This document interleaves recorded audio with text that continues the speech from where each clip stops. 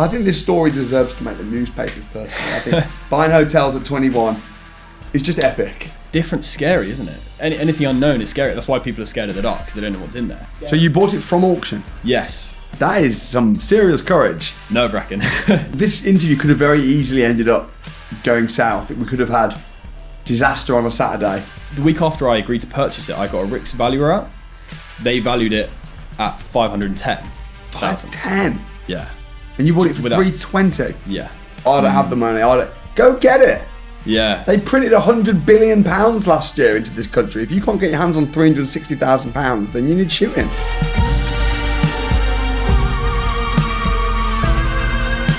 Stephen Rich, great to have you on Winners on a Wednesday. We met when you were 20 years old, and in the last 12 months, you've done so much. I mean, the key headline is bought a hotel at 21. Cheers, Respect. Man. So in this interview, I want to really pick your brain as to your journey, but also what you've done, how you've achieved so much in this short space of time at such a young age, and hopefully inspire people, because I know there's a lot of people that watch the YouTube videos that are also young. And so how did it start? Did you have a big inheritance pot of money or something to buy this hotel, or what happened? I wish. No, actually it all started, what was it? 9-10 months ago, where I got into property, started learning about the strategies, and then I started getting more involved in property, asking, around through the family who was in property. My direct family have no relation to that at all. Yeah. So I didn't have that pot of money. It would have been great, but no, I didn't have that. But a family relative got into property about 30 years ago. Right. He started investing his salary in property, and over time, now he's worth like 10 million. He's got a 50 million pound portfolio. He's very successful. Right. And I essentially went to him and, very graciously asked, can I have just a bit of your time and your information and knowledge? Because I a bit of your money there. Yeah. Well, but time is better than money. Actually. Spending time with a millionaire is better than having some money, because if you don't know what to do with it, the first thing is getting educated, getting a network. Yeah, 100%. So he started educating me, and then I had this deal come across the table, and I had a mentor call actually, and I think it was your mum, Sue. She was talking to me about raising finance, and I went, how should I go about doing this? She went, prepare a pack and maybe ask him. Yeah. So that's what I did. I asked for him to look over my investor pack, pitching for finance. I got halfway through it in front of him in person, and he just stopped me and went, well, what if I loan you the money at this interest rate? I went, oh, yeah, that's perfect. You solved my problem before I even asked him. I didn't even ask him for the finance, and it came across. And was this the hotel? Yeah, this was. So just to understand then, because that's a really important trick. People, number one, a lot of people say, I don't have anyone in my family that's got money. So think, actually, well, who do you know? Who do you know? Even if it's not in your family, in your networks. If you don't know anyone, join a network. Secondly, don't ask them for money. What did you say exactly? Because I know we work on this with how to find investors. How did you position it to him? Well, I think what I said was I really respect your opinion, because obviously you're an experienced developer. You know what you're talking about. Yes. I'd appreciate if you look over this pack as like a first draft before I go and present it to investors and see what you think, see what I can change to make it better. Bro.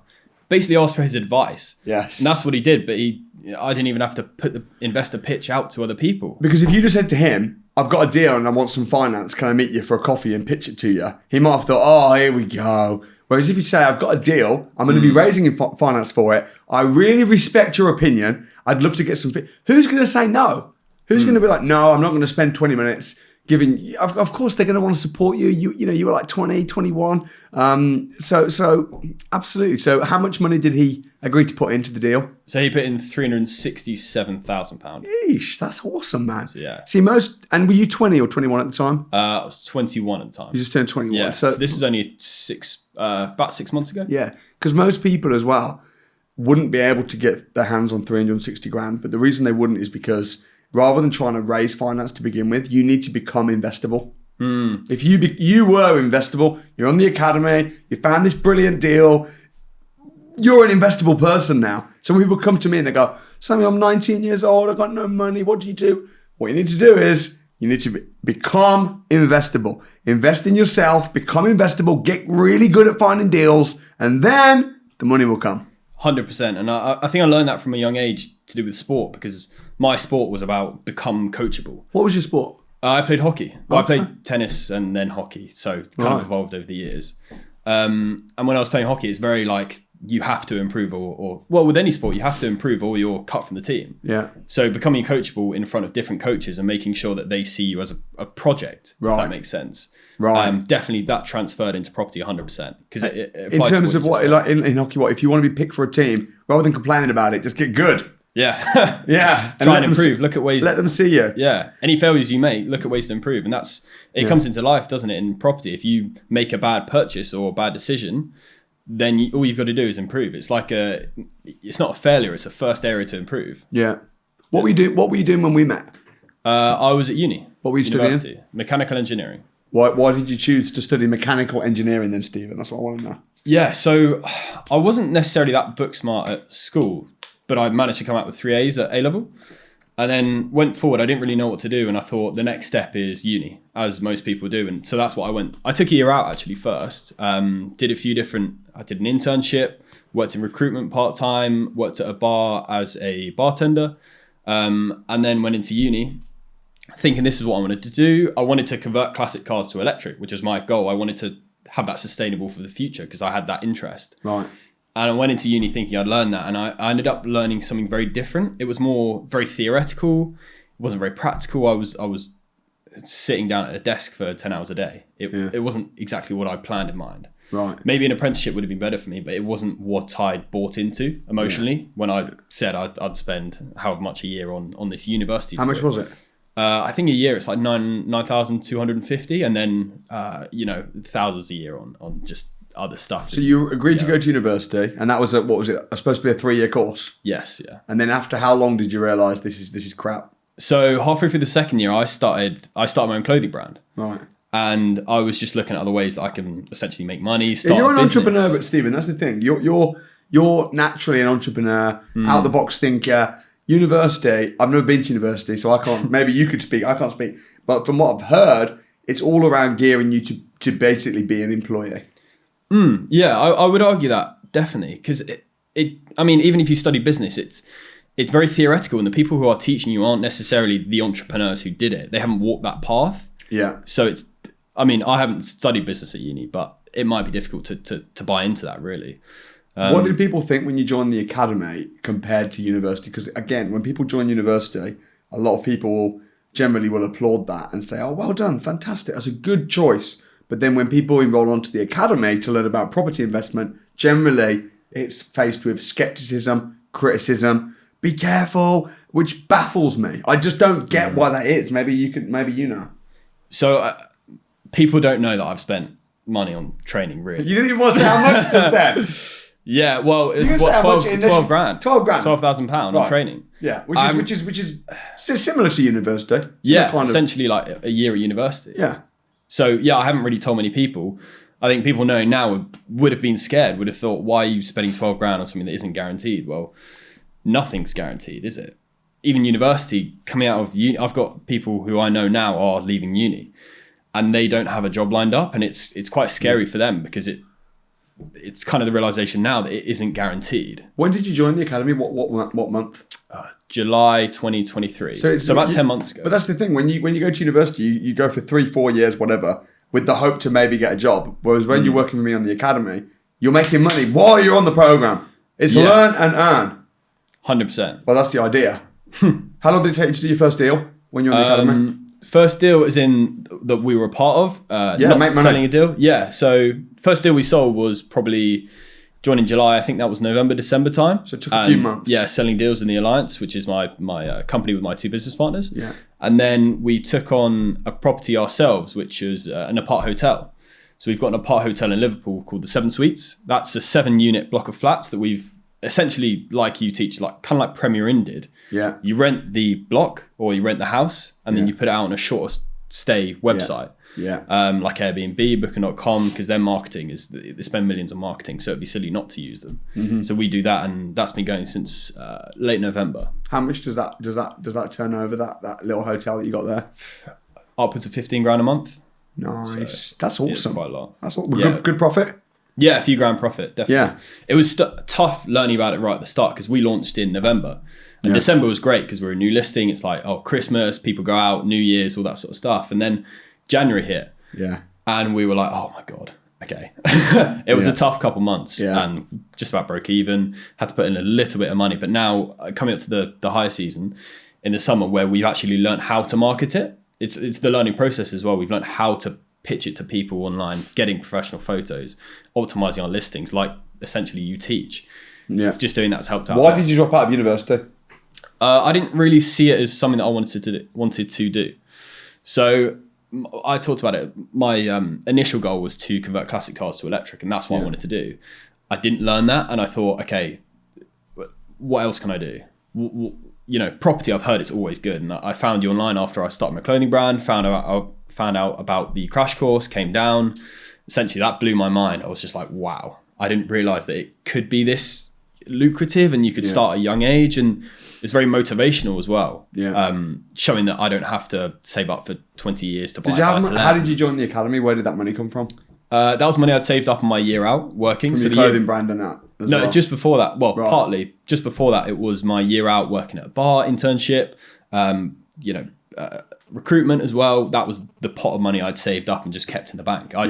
I didn't know what else to do with it. When you're going out there negotiating to buy hotels and buildings and taking on commercial leases and things like that, as a very young man, you're 21 now, you were 20 when you started, how does that affect? You're very confident, you're very articulate. Do people treat you different, do you think, when you're young? Does that hinder you at all? I have been treated differently, yeah. People have kind of thought, oh, is this you and you and your dad? I was like, no, sorry, it's just myself. So okay, they're a bit surprised by it. I had one guy come up and go, so how do you own this? I was like, oh, well, I just work in the industry. But yeah, people have treated me differently. I've gone into business meetings where I've gone in with a couple of guys in the Park Hotel business. A guy called Nathan Taylor. He's brilliant with business. Got a brilliant company himself. And then my other business partner Isaac, and he shook both their hands, and then he looked at me and he went, "Oh, young energy," and I went, "Oh, it's already that." Trying to belittle you a little bit. Young energy. Yeah, young energy. I'm still trying to work out whether that's good or bad. Yeah, it's a backhanded compliment, isn't it, really? Yeah, it's almost like all you've got to bring to the table, Stephen, is energy, and optimism. Because you're young and inexperienced, you don't know about... That really broke me down a bit. I was like, I felt like quite hit down. Yeah. But it's always, you've just got to learn to fight back against it. Prove why you are good enough to be in that room, be in that meeting. Yeah. So, yeah. Where are you based? South of London, just below the M25. But you're investing all over the place. Yeah, Liverpool and near Grimsby in North Lincolnshire. Why did you choose those areas when you live so far away? So it was mostly because the deal came up. The deal came up in Liverpool. It was at one of the courses, actually. We were just talking. Someone found a rent-to-rent, and it turned out to be the whole block. And that lady, Aqua, is currently in the business. She's one of our JV partners. And then we just managed to pull the funding, investor funded again, and that just came about. And then the other one was just because I was joined the academy and I was like, I want this amazing deal. Okay, let me find it, which is not necessarily the thing to do. But I just kept searching Rightmove, sorted by highest bedrooms, lowest price. Yeah. I thought with a lot of units, you can probably do well if you buy at the right price. It didn't come about. I viewed loads, and it didn't come. And then it got put up for auction. And on the auction, I did your training, your course about auctions, made sure I was prepared, talked to a load of people who've done it before, and then managed to make it happen. It was scary, definitely scary. So you bought it from auction? Yes. Jeez, that is some serious courage. Nerve-wracking. When you pitched your distant relative, had you already had your bid accepted at that point or not? Yes, it had. Damn. So I got the deal, and then because I negotiated a 90-day completion on it, not 30 days, so I had a bit of time. Obviously, the usual term was 56 days on that one, but I negotiated longer. Right. I was like, I need to get the finance in place. I knew I'd be able to find it somewhere because of the market valuation was so different compared to the purchase price. Yeah. It just came along after. I kind of believed in myself that I'd be able to get it done. Yeah. So you bidded on it without the money. Yeah. With an agreement that you had to buy it within 90 days. Where did that belief come from? Like that. I mean, this interview could have very easily ended up going south. We could have had disaster on a Saturday as opposed to winners on a Wednesday or something like that. I mean, you to be fair on you did the auction training, so you knew about the legal pack, you knew all the different things to check, but the finance wasn't there, bro. Like, where did you get the belief and the courage from to go ahead and bid on a hotel? I think that was all because of the environment you're in. Yeah. And I've learned very early on joining the academy and being in this property related environment that everything is about just belief. I know a couple of guys like Suk, he talks a lot about like limiting beliefs, and that is one of them. If you don't think you'll do it, it's never possible. But if you think about things that amazing people have done, it's not possible. Yeah. But they did it anyway. Yeah. You've just got to think outside the box and think, I can get there. Yeah. So it's a lot about pushing yourself and also knowing that in some way it is achievable. But where did you draw the line though? Because if it had been a hotel for 10 million. Oh yeah. I mean, where did you draw the line between absolute bags of courage and belief and just saying, I will make it happen. Yeah. And then, okay, this needs to be realistic and I need to be safe and sensible with an exit strategy. So with that one, I knew that the price that I was buying it at, that was about 65 to 70% of the actual value of the property. Mm-hmm. So I knew that if I hold it for 6 months, 12 months, I can refinance and that's all my money out. I pay whatever investor back. So I was at, I was at, comfortable with that idea of I can just hold it, refinance, pay them back, and I own it essentially for free, buying below market value. Yes. That was the plan. And obviously that just goes towards my bigger goal, like acquiring property, generating companies and business goes towards a bigger goal, towards the next project. So basically, you need about 360 grand. It's not a huge amount of money. It might be to some people, but you're on the academy, you've got connections. If it wasn't for your relative, there'd have been someone else that would have put the money in. Well, it wasn't a relative. It was someone distant, worked with my parent like 30 years ago. So okay, so not a family relation. So some distant connection that you whatever. But the key thing is you were investable and the deal was investable. You're not trying to raise finance for a duff deal. Yeah, exactly. You've got a brilliant banging deal on the table. You're an investable person. You're well connected. So you're thinking, yeah, man, people have raised this much before. It happens and you see when you're in the academy, you say like Suck and all these different people. Everyone's raising money, and so it's like, you know what? I'm in the right environment. You pulled the trigger and went for it. So congrats on that. Appreciate that. Yeah, I mean, I've seen so many people do it in the past, raising finance to buy a property, pay the investor back, and it's a win-win because you get the finance you need for the property. The investor gets their interest every month. So in every way, everyone's winning out of it. There's no loss at all. Yeah. How much did you buy the hotel for? 320,000. 320. Why did you need 360 then? Fees, just auction fees, legal fees, fees left, right, and centre. Stamp duty. Stamp duty. I needed some money to do small improvements to the property. That was probably like 5,000-10,000. So just little bits here and there definitely add up. So what month did you buy that property?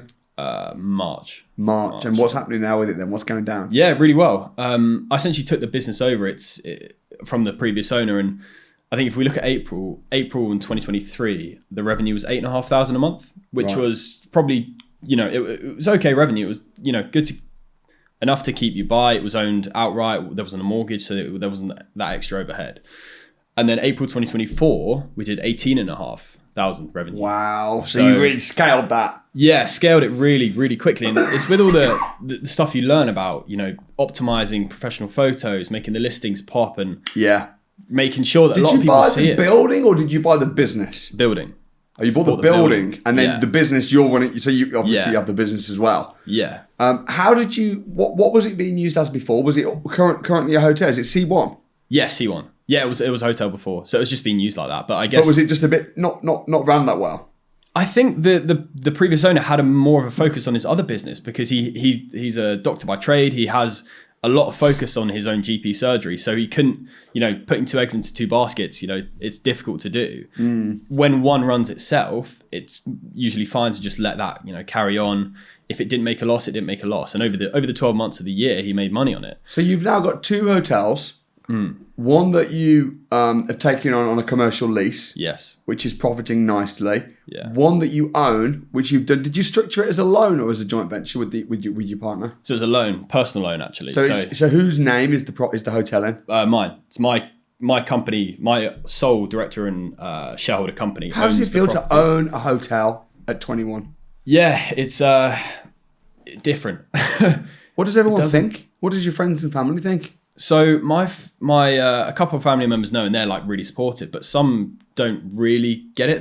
They kind of understand. They don't know the ins and outs because I haven't really gone into depth with it. They understand that I own it, and they understand that I'm in property around these people.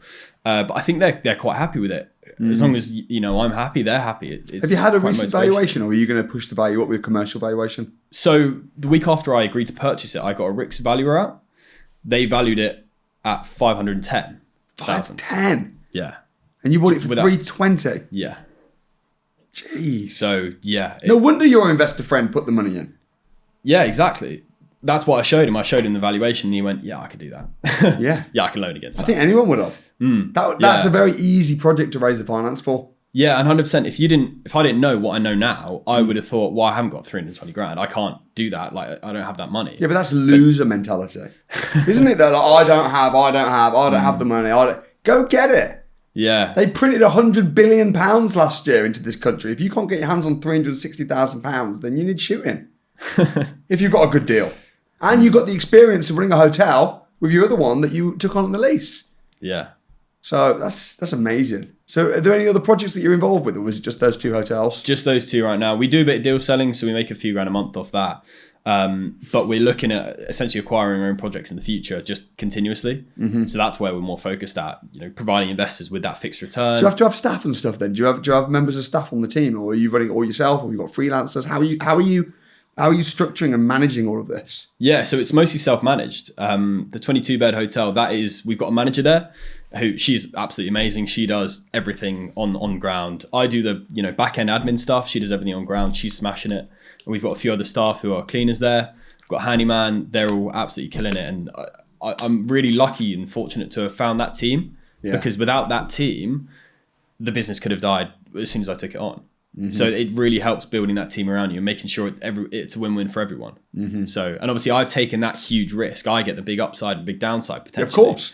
So I'm at risk, but I'm providing work to these people at a great wage as well. So I'm really happy to be able to offer that. Yeah, amazing. So what's been the biggest learning points then that you've learned over the last year?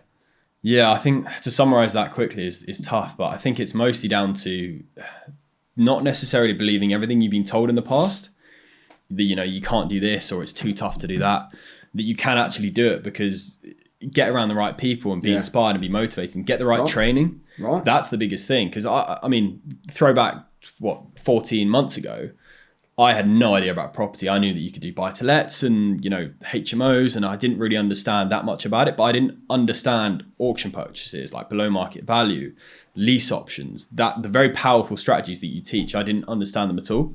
So getting the right training to understand, and basically someone described it to me one time as being a Swiss Army knife of strategies. Yes. Which is what you've got to be. I'm not trying to solve your problem. I'm trying to help you solve your problem by providing you with someone else, or maybe I can help you, or maybe I know someone who specializes in lease options, like Scott Lyons. He can help you out if you're looking for a lease option. It might be like that. Yeah, that makes sense. And I think getting educated in the different strategies, it means that you can then just look at a property and you can go, okay, well, which one's going to work best for that? What tool? People say to me, is lease options a good strategy? Well, no, it's not. It's a tool. Is bridging a good strategy? No, bridging isn't a strategy. In fact, bridging, if you could get a bridging loan on your house and then use that money to go on holiday. It's not a strategy. Bridging is a tool, and you need to be able to understand the tools to then utilize it when needed. Yeah, 100%. Yeah, and definitely something that I want to point out was it's been very motivating in this environment, encouraging younger people to get into property. And now I'm around 5 or 6 people who are anywhere from sort of 19 to 25. Who are all involved in this. And traditionally, you wouldn't be able to do that. You'd be told you're too young, you haven't got the money, all these things that are sort of pulling you down, crushing you down rather than building you up. Well, I think what I'm trying to do, when I got started in property, I was 17, so I was younger than you were when you got started. And I had the same story. Like, I bought a house 2009. I was a teenager, and when I showed tenants around, they had no idea I was the owner. They would have been shocked if they knew I was the owner, like 18 years old, young-faced, no beard or anything like that, just like you. And it was tough. And when I got started, I'd go to a property seminar and there'd be all old, middle-aged, and it was tough. And I'm not being a victim. There was a lot of people that did help me, but I wanted to create an environment in the property space whereby I wanted to equal the playing field and give everybody an opportunity to be able to get into property. You're very smart and articulate and entrepreneurial. But if you're at school or at university and you're entrepreneurial, if you're not academic, they'll just tell you that you're stupid. And I think there's so many people that have got an entrepreneurial flair, an entrepreneurial gift, an entrepreneurial hunger, but just haven't got the environment to be able to bring it out fully. Yeah, I know a few people now who have that experience where in school they didn't do so well, like their grades weren't brilliant. Now they run their own business in like solar installation.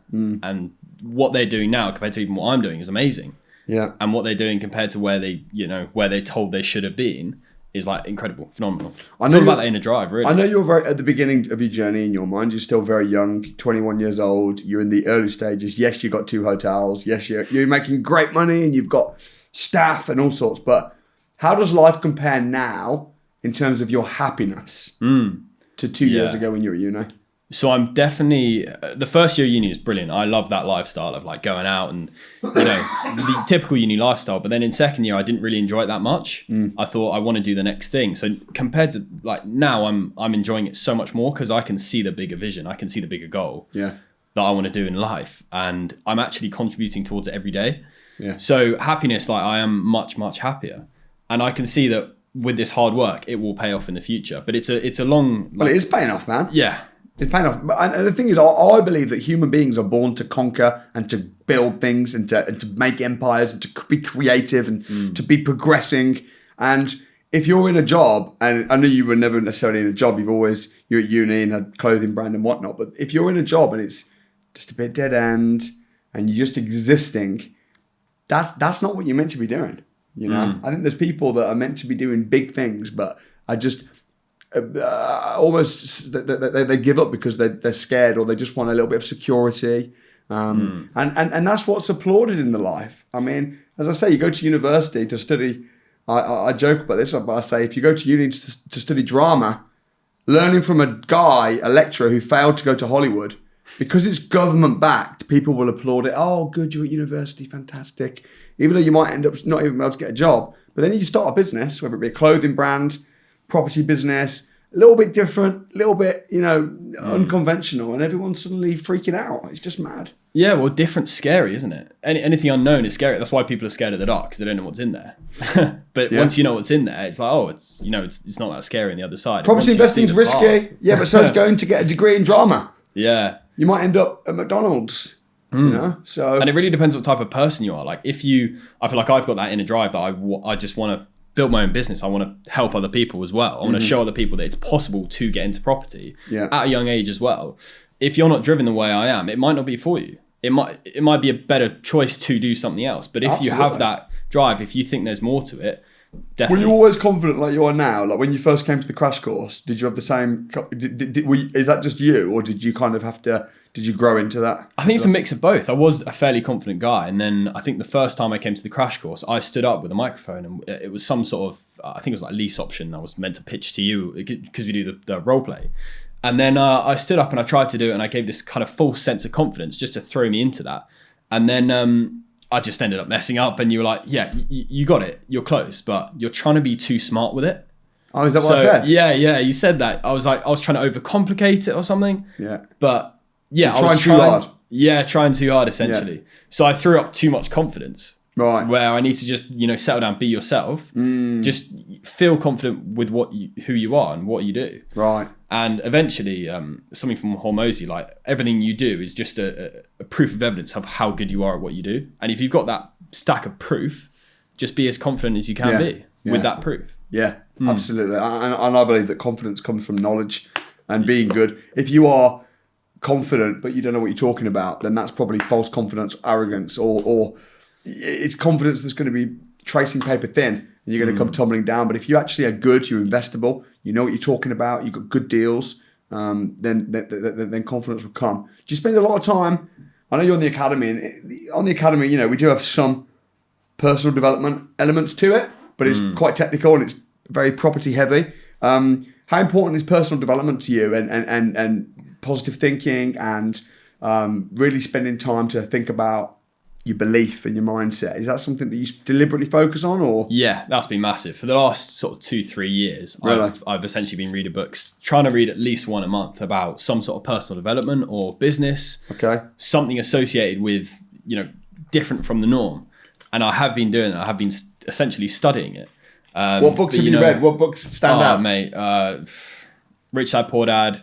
Oh, that's a classic. Think and Grow Rich. Yeah, classic. 7 Habits of Highly Effective People. That was my first one that I've really thought, Christ, yeah. I can tell you've read. I can tell you've read well. Atomic Habits. Yeah. Atomic Habits is good. Yeah, really good. I can tell that you've read. I can just.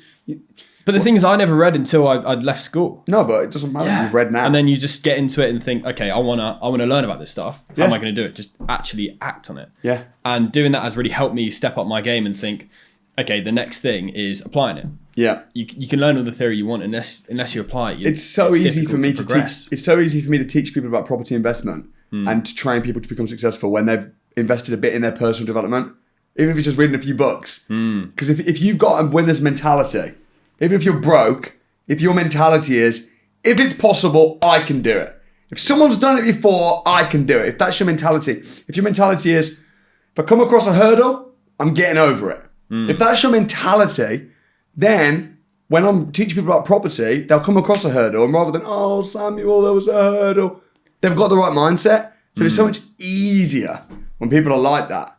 It's like, are you willing to do whatever it takes? Right, exactly. Because it is hard. Yeah. It's not like with you with that buying from an auction. Like, damn. You could have said, oh, I haven't got the money. No, you just bidded like a crazy guy. But then it's the crazy people that win. Yeah. It's the people that do the bold things that are a bit, the risky. You've got to be a risk taker. Now, sure, you have to take educated risks. You have to be a risk taker.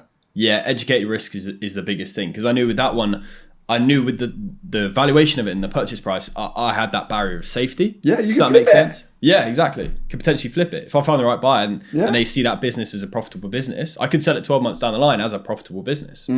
Whether I do that or not is completely up to me. But yeah, it's high risk but high education. Yeah. So it's worth £500,000 now.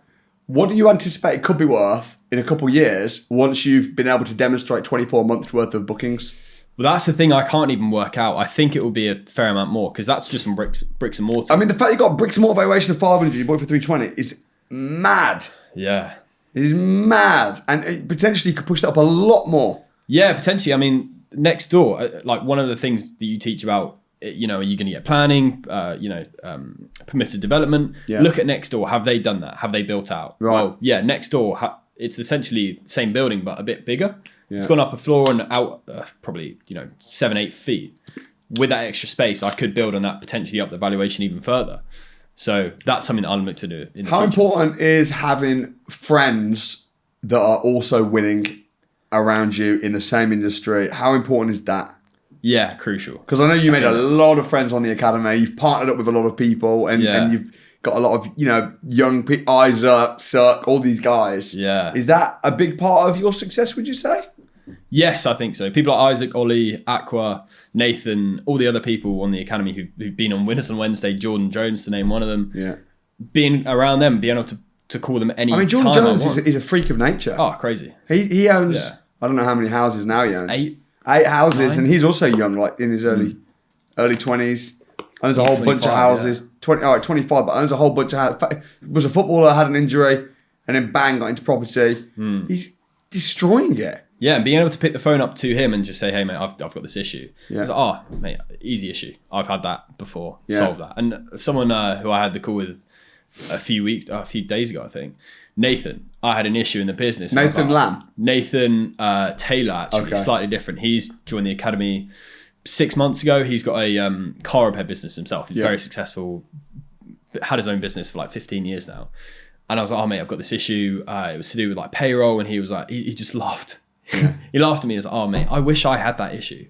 Because to me, it's so big. To him, it's so small. And he's like, oh, mate, do this. I was like, oh, okay. Now it's solved.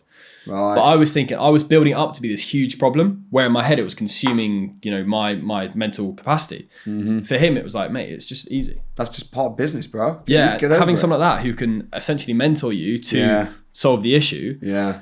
amazing. But if you ran that off one of your university friends, they'd be like, oh, that's a massive issue. I don't know what to do with that. Yeah, I think that would be a tough conversation. But that's the thing. Jim Rohn, you probably know Jim Rohn. He says, don't wish it was easier, wish you were better. And don't wish for less problems, wish for more skills. As an entrepreneur, you are a problem solver. And the more successful you become, the bigger problems you'll be solving. So don't wish for less problems, wish for more skills. Yeah, 100%. And that comes in so much to just me or my business partners. How can we learn more? How can we get better at this? How can we do more training? Yeah. And what is going to be next in what sort of personal development training we do or property or whatever it might be. But yeah, essentially the base level of training on the academy is, from what I've seen, unbeatable, because there's so many different courses that you can learn from about different strategies. It's not just focused on one, like rent to rent. It's not just that. It's rent to rent and service accommodation and auction and buying below market value.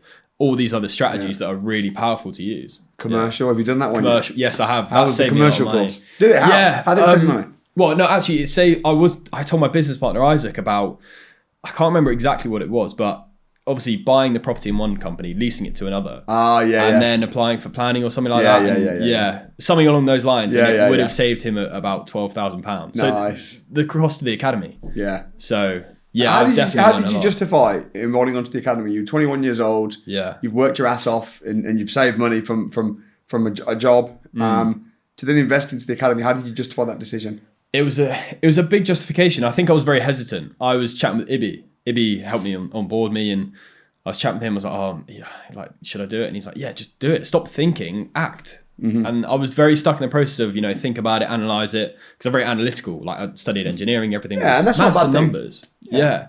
And I did analyze it, and I thought, well, yeah, I like the idea of it, and I know I can see so many people who've succeeded already. People like Adam Heinley, they're all such big success stories that if I just do the work, if I do what they did, if I put in the work that they did, it's going to be difficult not to get where they got. If I just put in the work, have the mental attitude of it's possible, it's doable.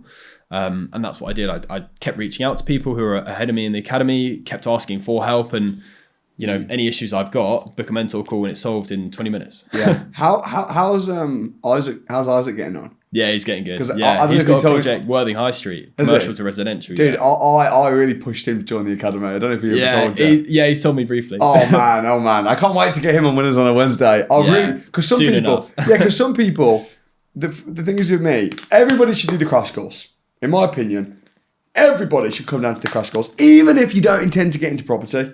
It's £1. It's a day out your life. See all the strategies. Spend a day with me. I think everyone should do that. The academy, not everyone should do the academy. The academy's a year-long process for people that really want to go in. It's a big investment. Not everyone should do it. But when I'm chatting with someone and I know that they should do it, and I'm like, man, you're going to do property anyway. You're going to make mistakes. You're either going to pay for your education or pay for your mistakes. And for me, it's like, I sometimes will give people a bit of a push. And I pushed Isaac really, really hard. The only person I've pushed harder than Isaac is Ibby.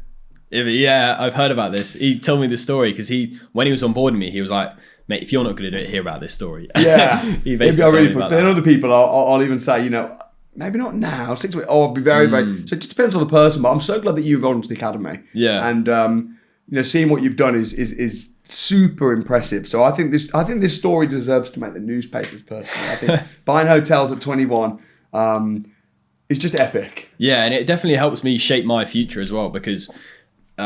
Chatting again to Nathan Taylor, he's got this massive vision and mission statement in the future, and he was helping me build mine because I know what my goal is and I know what the next steps are, but I don't know what 20 years looks like, and I need to have that big thing that's unachievable to aim for, and that's a lot of things that entrepreneurs have. They have that massive mission that's in the sunset that you think is unachievable, but mentally they know that they'll get there somehow. Like his is, he wants 100,000 people at his funeral. Like how powerful, how big is that? How powerful is that? And how being around those sorts of people makes you think, okay, what do I want to do? Like in the future, I kind of want to do what you've done. You've built a school in Africa. You've helped educate people. That's what I want to follow in those sorts of footsteps. Man. Yeah, I want to come out to Uganda with us. Yeah, you'd be very welcome. Yeah, 100%, super keen. I'll hit you with some dates. But I think most people on there, if you said, what's really unattainable in your lifetime, what would you want to achieve? Some people might say owning a hotel. And you've done it at 21. So big respect. It's been great working with you, man. Appreciate that. Thanks for coming on. What made you agree to come on the show today? I want to share my story. I want to show people that it's doable. If you're young, it's not just, oh, you're too young to do this. You can get the right training, get in the right environment, and everything's possible, essentially. Yeah. To motivate people to do it, to take that step. Even if it's not property, it might be something different. You might be starting a clothing brand, or you might be starting your own fish and chip shop. I don't know what it might be, but pushing you to realize that it is doable, and also, share my story as well. Yeah. Well, mate, I really appreciate you coming down and sharing. It's been super inspiring. So good luck with the next project, my friend. Appreciate that. Thank you.